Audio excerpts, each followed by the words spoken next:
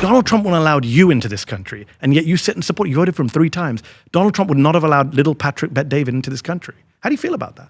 You're so funny. Who gon' take it there? Who gon' take it there? Who gon' take it there? Who gon' take it there? Electricity, electricity, electricity, electricity. You know what's in the All right, so Mehdi Hasan went on PBD's show, and they had a long conversation, about 2.5 hours. The whole entire show was just them talking, long debate, and Mehdi obviously beat him in the debate because, you know, Mehdi's going to come to the table with better facts in a scenario like that, and like that's really laid bare in this conversation. Particularly, I don't think PBD has ever been the strongest when it comes to the information he's working with, the validity of the points he makes, etc. But he's built this large network, seemingly through the kind of multi-level marketing mentality where he makes these sort of salesman type pitches to the audience, and I'm sure to his employees as well, and seems to have benefited from this theory of, like, if you prop yourself up long enough with ads and dumping enough money into publicity, then eventually you can kind of build a somewhat sustainable media business. So he's done that, but in a conversation like this, you can see that his basis of knowledge that he's working on is, I mean, virtually non-existent. All these guys are just kind of pulling everything from Grok and other AIs these days. They don't ever actually look into things or think about things themselves. But really, with a guy like Mehdi Hasan, who I don't think is perfect necessarily, I don't think he makes every perfect argument in this conversation, but obviously he's just coming better prepared. And so that leaves the question of, like, can Patrick Bet-David steamroll Mehdi Hasan or say confident and ridiculous things enough that he will come across to his audience as though he won, which is almost certainly the case, but that's essentially what happened here. So here's the first part where they talk about imperialism, and this is where you can see Patrick Bet-David's multi-level marketing mindset. This is his salesman mindset.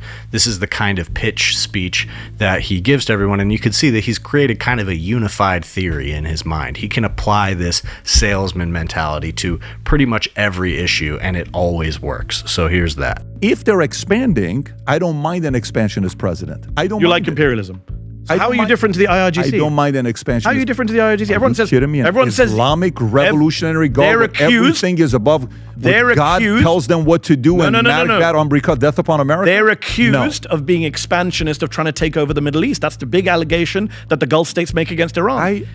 And yet you're sitting here saying, but we should take over the Western Hemisphere. By the way, do you know what I would actually say? I'm not imperialist. Let me ask you a question. You got how many subscribers do you have with your channel right now that are paying you? On Substack? On Substack. I'm not going to say that number. Let's say it's 100,000 people. Okay. There you go. It's not, sadly. Okay, but let's just say you have 50 to 100,000 people. You're doing well. You're making good money. Yeah. Okay.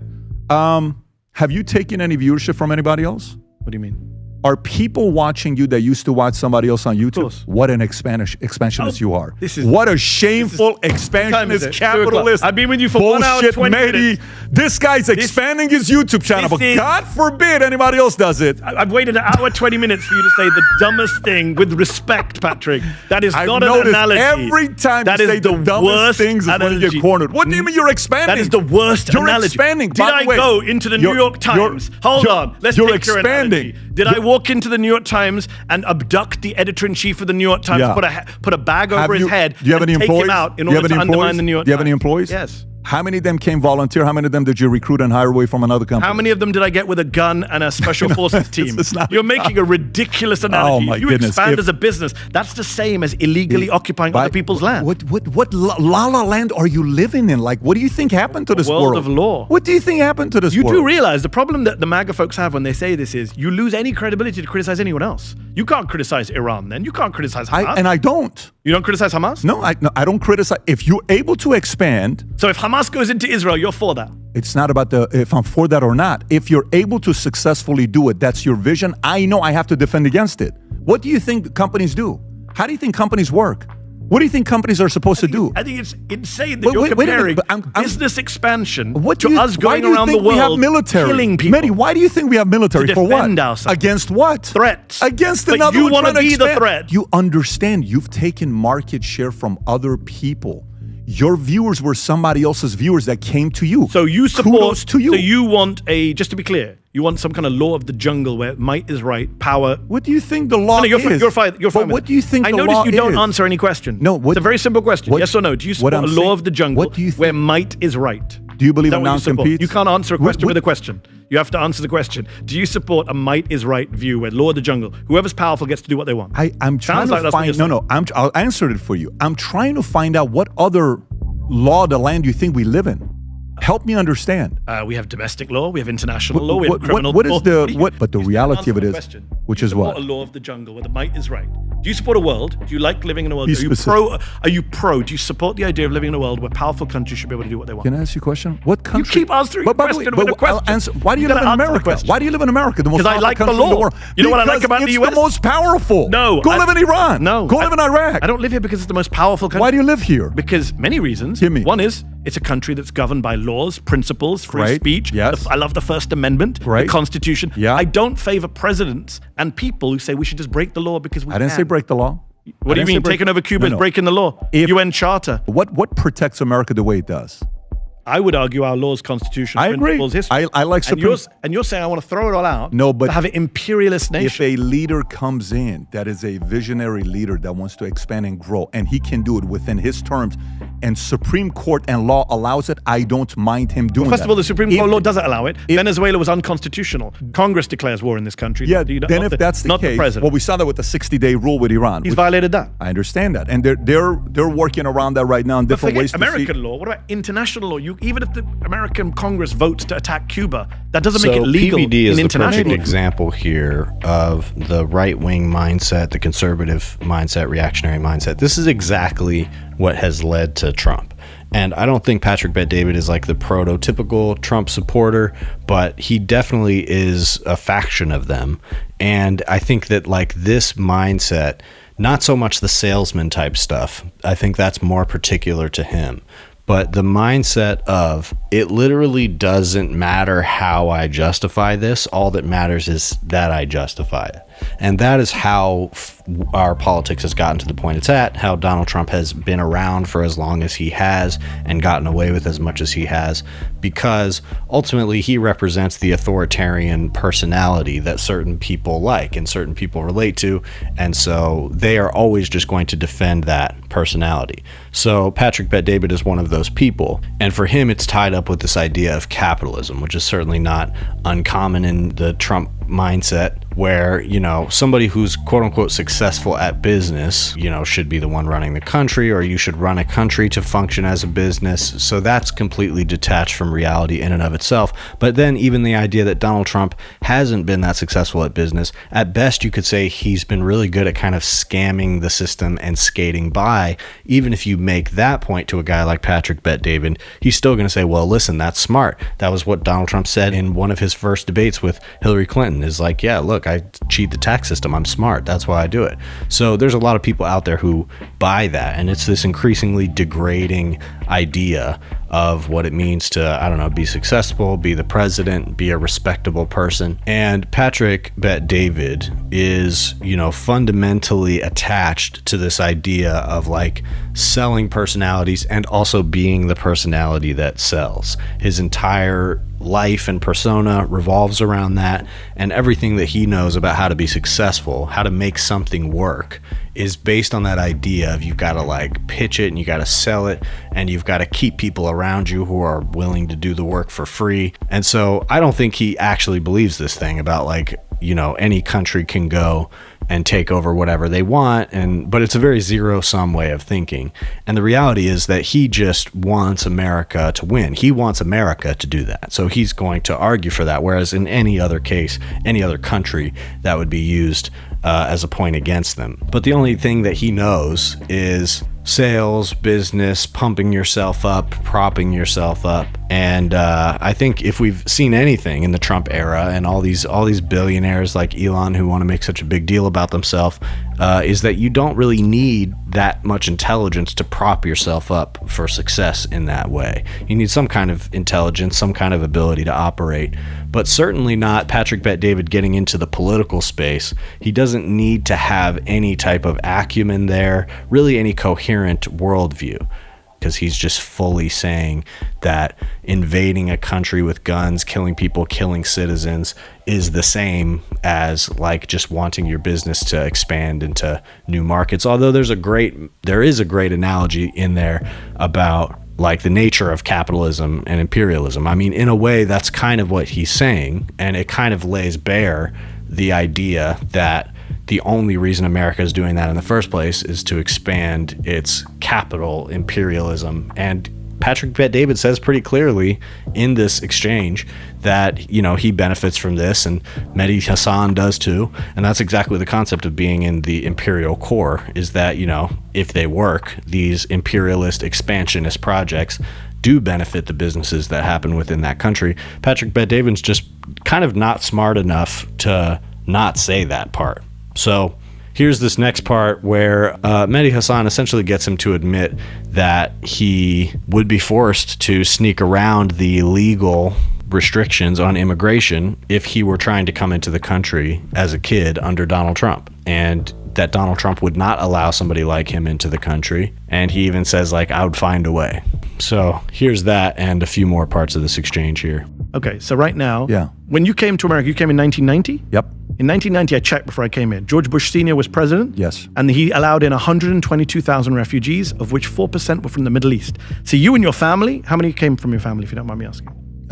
Me, my mom, my dad, my sister, four. So four of you, Yep. you come in 1990. So you're part of the lucky 5,000 people I from agree. the Middle East. I feel like I'm the who got it. luckiest man alive living in America. Okay, and that was George Bush Sr., Yes. I'm not a man I'm a fan of, but he did that. Sure. He understood the response, Yep. as did Reagan. Yep. You know, Donald Trump since October has allowed in 6,069 refugees only. Not 122,000, only 6,069. And do you know that 6,066, 99.9% of them Yeah. are from white South Africa? Only 3 are Afghan. Dude. That's the numbers. Are you serious? That's a fact. Okay, you're serious about Pull it up, Rob. Dude, 6,000 refugees, all of them are white South Africans fleeing from an imaginary The genocide. previous guy brought more people than 120. 4 presidents combined. Hold on, he brought in 125,000 He's trying to say, guys, Can I finish? time out. Let's get 100 jobs for our people. No, we're a talking little about bit. refugees. Refugees are Yeah. different. It's not about jobs. Refugees, your Give me international specific, obligation. like you're talking The refugee H-1B, program. green card, which one are you talking? Okay, got it. Refugees, vetted Yeah. by, you know, the vetted program. Sure. Where you're vetted abroad. You check you're not a terrorist, all of that stuff. That's What what we happened did. to you? Yes, 18 months Biden did we it vetted. too. He allowed 125,000 people. He upped the cap. Okay. Trump dropped the cap with Stephen Miller to 7,500. Okay. And since October, he allowed in 6,069, according to the I Washington want to know Post. where you're going with this. He allowed in only 3 Afghans and 6,066 white people from South Africa. The 2 things I would say about that. Number 1, that's racist. You let in 99.9% of your refugees are white people who are not refugees, and you don't allow people from Iran, Iraq, Syria. And the second point is, Donald Trump wouldn't have allowed you into this country, and yet you sit and support. You voted for him 3 times. Donald Trump would not have allowed little Patrick Bet-David into this country. How do you feel about that? You're so funny. A genuine question. You are so funny. It's a genuine question. He wouldn't have let little Patrick No Iranians were allowed in this year. So how would you have gotten You know what would have happened? We would have waited 1 more year, 2 more years for a until we Democrat did. to come and let you in? Bush Senior let us in. He was a Republican. for a better Don't act like Republican. Okay, for a better Republican. No, but that's A non-racist That's not the Republican. point. The part that That is you the have point. To, He it's did not allow in it's not. Iranians, issues. Iraqi- Mehdi, is it fair to say issues are fluid? Things change. Meaning, No, refugees are an obligation that America has always stuck to until Donald Trump. what is an issue in 2020 maybe different than what's a top 3 issue in 2016, then 2012, Many. then 2000? Plenty. Yeah, right. Guess what? What did his base want? Who cares what his base wants? That's who we voted for. That's That's a who we. different argument. You're moving. Why are you talking about? Is he racist? I'm giving my evidence. The- He stopped all refugees the- from coming in from what do you call them? Shithole countries. Itself a racist phrase. And then he allowed in white people. Would from you South disagree? Africa. Some of these places are shithole countries. I don't think the entire Is that country- what you're looking for? Yeah, if he says we're going to only have white people in and not shithole country people in, that's racist. Yes, I think that's Who racist. would- If that's not racist, I don't know what is. 99.9% of refugees are white South Africans. Dude, Come do on. you want to? Okay, Rob, can you do me a favor? He calls Can you- all can you do Somalis me a low favor? Can you IQ do me a and favor? garbage. Like this is the That's stuff racist. that you're saying right now. It's all true. Can you pull up Biden's administration? Who was the guy that was the transgender that we're That's supposed what to you're lead? going to? When I quote the president making No, racist remarks, you got no comeback? But wait a minute. What's the argument of DI with you that massively failed? Are you supportive of DI? I don't know what's your definition Are of you DEI? supportive of DEI? I don't play. This is not right wing That- bingo. No. Your words mean nothing to me. I'm from outside the right wing media chamber. I talk to DEI is guys- meaningless. Guy, I talk to guys on the left wing side. Like, who do you think I talk to? You think I just talk to right wing people? No, but the way you say DEI and the transgender guy from Biden and Ilhan Omar, this is like right wing this a bingo, good pick? Patrick. Is this a good pick? Yeah, Rachel Levine, I interviewed her on my show. Was he phenomenal at what he did? I'm sure she was very good at her job.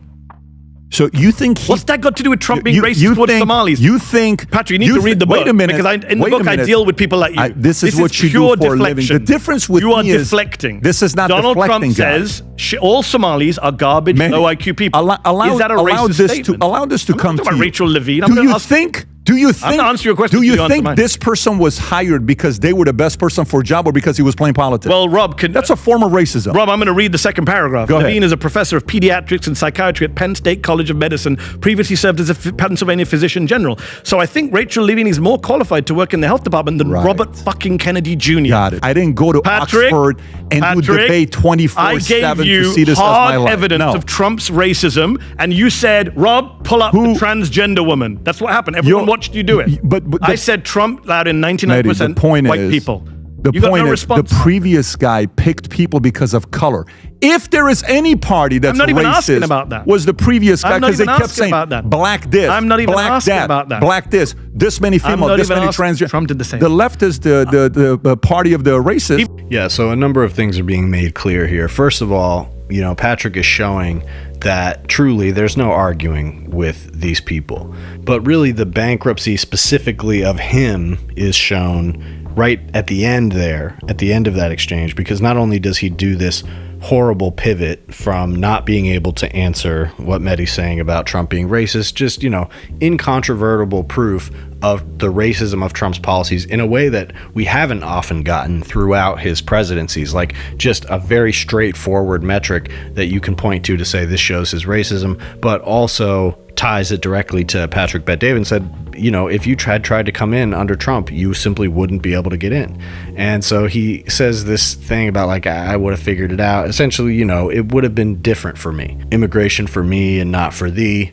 I would have figured it out somehow. But right at the end, after he did the weird pivot to the transgender member of Biden's cabinet, he says, well, it sounds to me like the left is the party of the racists.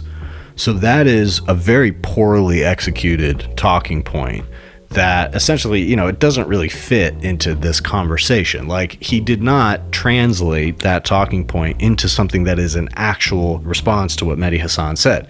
But you can see that, that's the only place he had to go. It's not that often that the talking points get laid as bare as that, in terms of it's literally just a distraction. And also going back to this thing about it sounds like the left is the party of the racists.